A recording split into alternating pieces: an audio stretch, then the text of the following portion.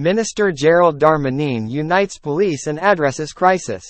In the midst of a tense situation, Minister Gérald Darmanin took a significant step towards resolving the police crisis by meeting with police unions at Beauvau on Thursday evening. As soon as he arrived in Paris on Thursday, Minister Darmanin emphasized that the police did not seek impunity or special treatment but rather demanded to be treated fairly under the law. His statements came in the wake of a crisis that emerged after the incarceration of a Marseille BAC policeman and 3 colleagues, who were accused of using unlawful violence during the riots that took place in late June and early July.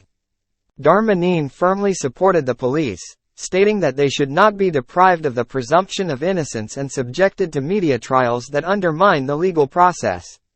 He made it clear that he stands with law enforcement. During the height of the police revolt, while he was on a government trip to Oceania with the head of state, tensions escalated further as hundreds of police officers, primarily in the south, went on sick leave.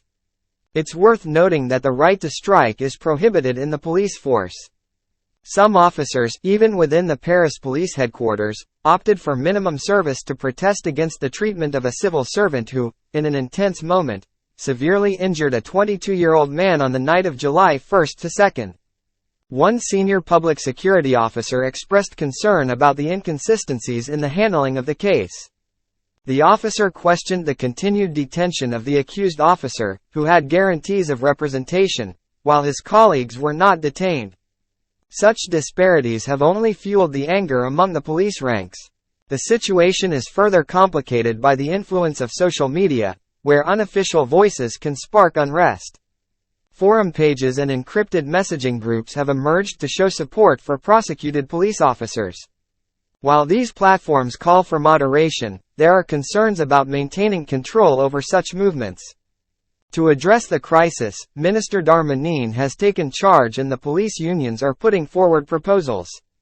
They are seeking legal measures to bolster the protection of police officers while ensuring a stronger connection with the justice system.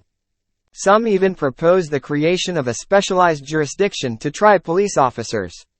Additionally, there is a push to maintain the salaries of prosecuted officers until their guilt is proven. Despite the challenges, the institution of the police force still retains public confidence, as demonstrated by various polls over the years. Minister Darmanin highlighted the high number of injured officers during the riots, drawing a distinction between those who violated ethical standards and the majority who feel affected by a lack of respect. As the situation remains tense, Minister Darmanin's efforts to unite the police and address the crisis have become crucial in restoring order and finding a way forward. Like, comment, share, and subscribe.